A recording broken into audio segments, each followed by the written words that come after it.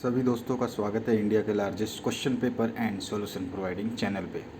Friends, आज हम बात कर रहे हैं ज्योग्राफी के पूरे क्वेश्चन पेपर का सॉल्यूशन की 1 to 30 क्वेश्चन पूरे के पूरे। पहला क्वेश्चन था आपका भूगोल वेताओं के नाम लिखने थे दो आपको, तो आप कुछ भी लिख सकते थे, जैसे मैंने लिख दिया एलन सैम्पल और हंटिंगटन हैं ही अपने। और दूसरा क्वेश्चन था आपका क्रॉस क्या है, तो क्रॉस बुरामेन प्रजाति की महिलाओं का वस्त्र है, इसे वो बिस्तरबंद के रूप में भी उपयोग में ले लेती हैं। तीसरा क्वेश्चन था आपका अप्रवास से आप क्या समझते हैं, तो आगमन की वह प्रक्रिया जिसके द्वारा बाहरी स्थानों से मानव किसी प्रदेश या स्थान के अंदर आते हैं, जैसे उत्तरी अमेरिका में, ब्रिटेन में, जर्मनी में, इटली आदि देशों में मनुष्यों का अप्रवास होता रहता है। ठीक है। क्वेश्चन नंबर 4 है आपका लिंग अनुपात किसे कहते हैं, ये तो सभी ने कर दिया होगा। प्रति 1000 पुरुषों पर स्त्रियों की संख्या को लिंग अनुपात कहते हैं। पांचवा क्वेश्चन था बृहत नगर किसे कहते हैं, तो ये अत्यंत बड़े नगर होते हैं जिनकी जनसंख्या 50 लाख से अधिक होती है। यानी कि आप ये भी लिख सकते थे जिन शहरों की या जिन जगहों की जनसंख्या 50 लाख से अधिक होती है उन्हें बृहत नगर कहते हैं। जैसे दिल्ली, मुंबई, न्यूयॉर्क, पेरिस, इनको हम विश्व नगरी भी कहते हैं। छठा क्वेश्चन है आपका बस्ती किसे कहते हैं, तो पृथ्वी के धरातल पर मानव द्वारा निर्मित एवं विकसित आवासों के संगठित समूह को आवास, अधिवास या बस्ती कहते हैं। सातवां क्वेश्चन है आपका पशु आधारित उद्योग किसे कहते हैं, तो पशु आधारित उद्योग वो उद्योग होते हैं जिनका जो माल है, कच्चा माल, वो आपका पशुओं से ही प्राप्त होता है, जैसे ऊन उद्योग, चमड़ा उद्योग, डेयरी उद्योग सब। आठवां क्वेश्चन है किन्हीं दो परंपरागत ऊर्जा संसाधनों के नाम लिखने थे, तो आप कुछ भी लिख सकते थे, नेचुरल गैस भी होता है, तो इसमें हमने कोयला और पेट्रोलियम लिख दिया।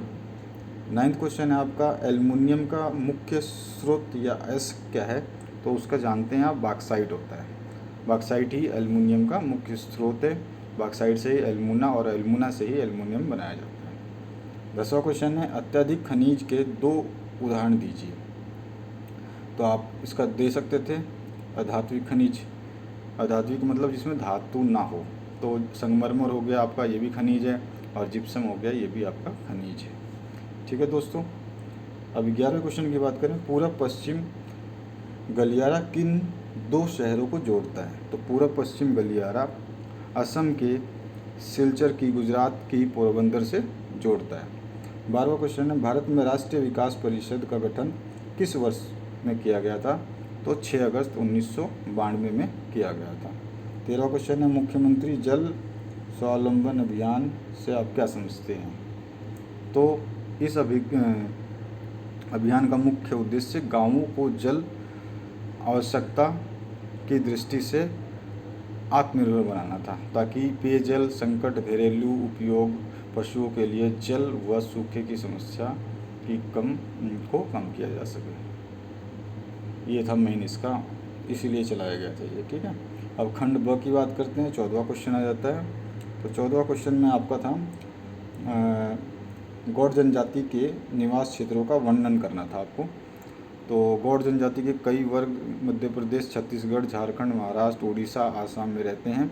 गौड़ सतपुड़ा की पहाड़ियों, मैकाल श्रेणी, सोन देवागढ़ और गड़जत पहाड़ियों में रहते हैं। इन पहाड़ियों की ऊंचाई 600 से 900 मीटर के बीच है। इन क्षेत्रों में देश की प्रमुख नदियां जैसे आपकी सीन नदी, नर्मदा, ताप्ती, गोदावरी, महानदी आदि नदियां का उद्गम है। यहाँ सघन वन पाए जाते हैं और ग्रीष्म काल में तापमान 40 डिग्री तक पहुंच जाता है। इन क्षेत्रों में औसत वर्षा 120 से 160 सेंटीमीटर तक रहती है। ठीक है, इतना आपको बताना था।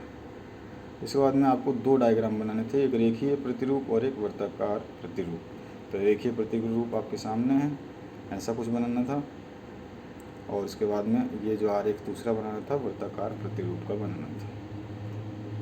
चलिए अब 16वें क्वेश्चन की तरफ बात करते हैं। तो 16वें क्वेश्चन में पूछा गया तृतीयक व्यवसाय से आप क्या समझते हैं, तो तृतीयक व्यवसाय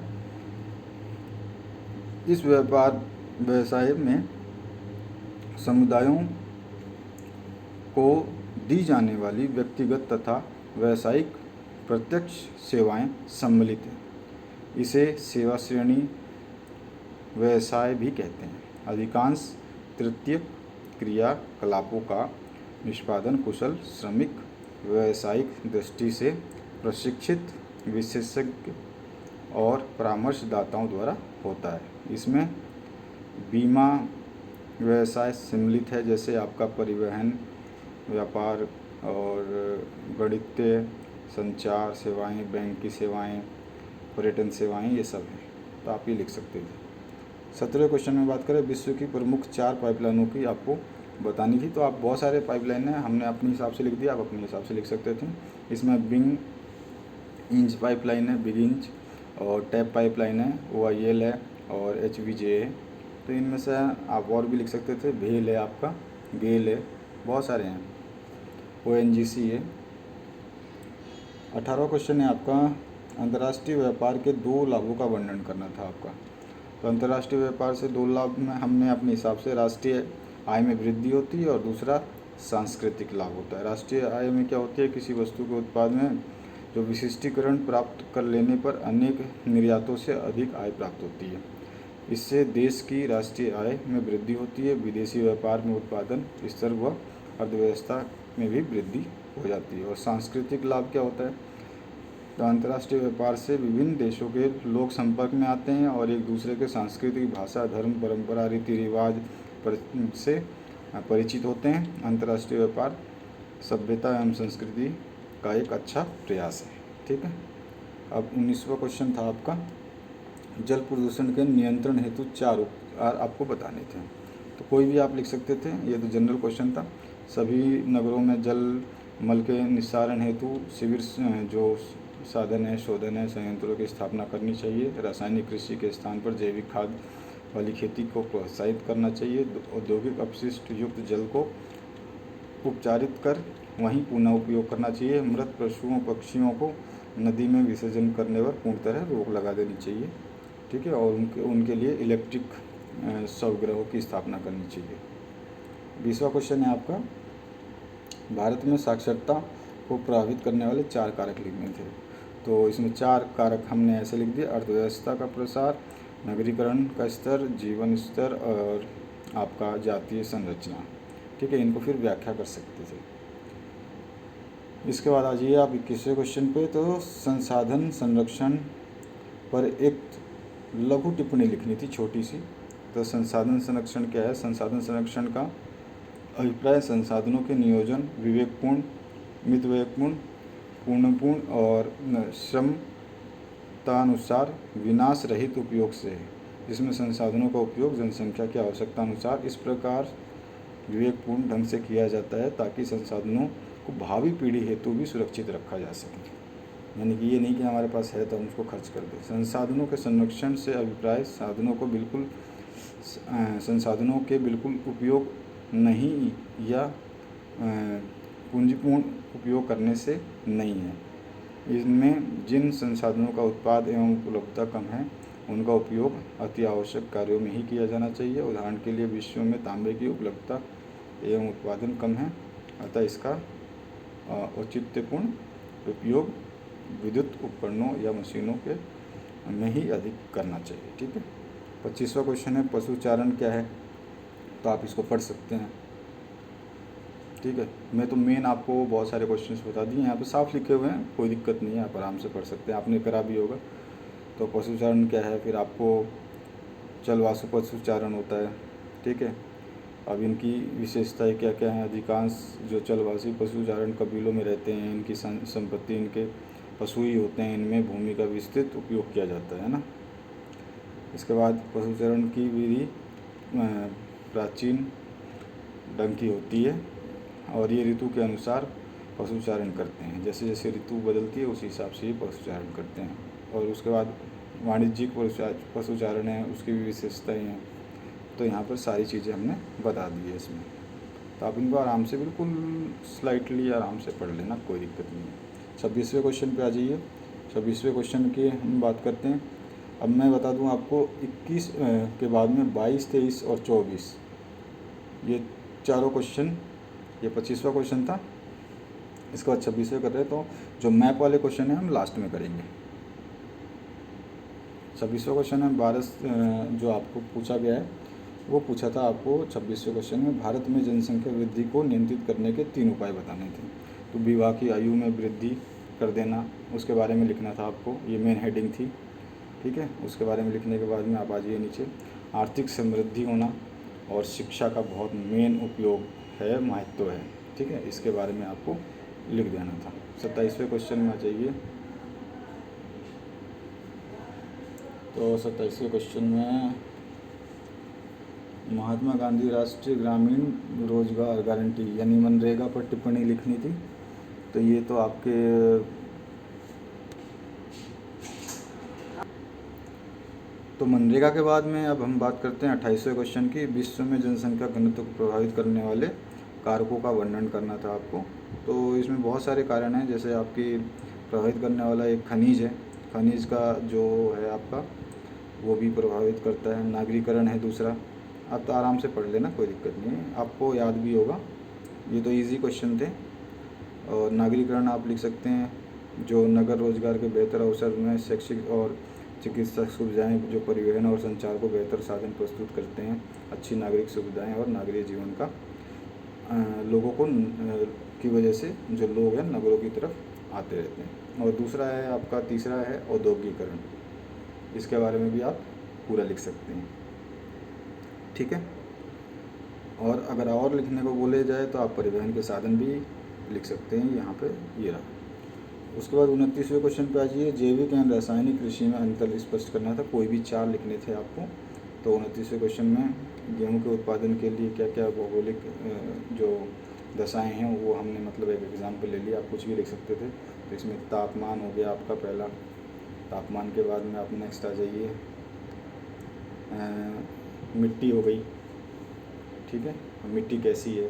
फिर धरातल भी है, मिट्टी और धरातल में दोनों में अंतर है, ठीक है। मिट्टी मिट्टी होती है, सॉइल है, और धरातल आपका लैंड होता है। तो वो उबड़ खाबड़ है, पहाड़ी एरिया है, समतल ज़मीन है, ये देखना पड़ता है। उसके बाद में आपका श्रम है, खाद है, तो इन सब चीज़ों को आप इसमें लिख सकते थे। और 30वां क्वेश्चन था, राजस्थान में जनसंख्या वृद्धि की विश्लेषण करनी थी, और अथवा में इसका ऑप्शन था मीणा जनजाति के सामाजिक जीवन का विशेषणात्मक अध्ययन।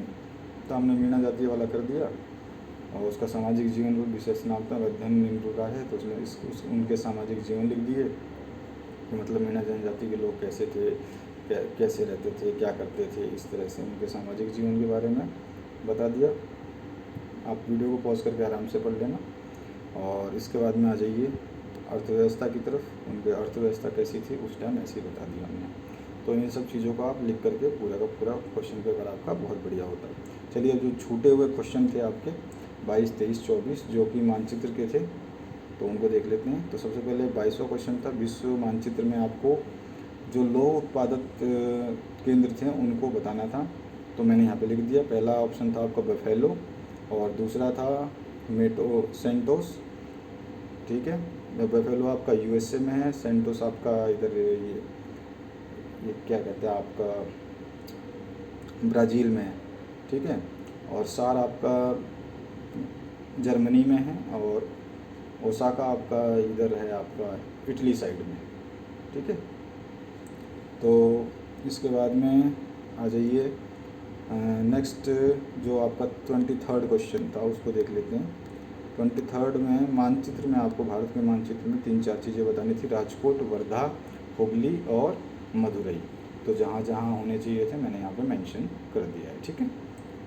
इस तरह से आपको ये शो कर देना था, चाहे आप लिख सकते थे 1, 2, 3, 4 ऐसे भी लिख सकते थे, चाहे नाम भी लिख दिया तो कोई दिक्कत नहीं। और लास्ट जो मानचित्र का काम बचता है आपके राजस्थान से ही क्वेश्चन था, आपको बताना था राजस्थान के मैप में बीकानेर, नागौर, करौली और बांसवाड़ा कहाँ कहाँ हैं। तो देखिए मैंने यहाँ पे मेंशन कर दिया है। तो आई होप आपको ये वीडियो अच्छा लगा होगा। मैं सारे पेपर्स के सॉल्यूशन ऑलरेडी डाल चुका हूँ, जिसकी प्लेलिस्ट इस वीडियो के डिस्क्रिप्शन बॉक्स में मिल जाएगी, वहाँ से आप देख सकते हैं। हमारे चैनल पे 1 to 30 क्वेश्चन के सॉल्यूशन ही मिलते हैं, 1, 2, 4, 5 क्वेश्चन के कभी भी हम नहीं बताते हैं। हम एक स्टैंडर्ड मेंटेन करते हैं, उसके हिसाब से चलते हैं। तो ये वीडियो देखने के लिए आपका बहुत बहुत धन्यवाद। Thank you very much.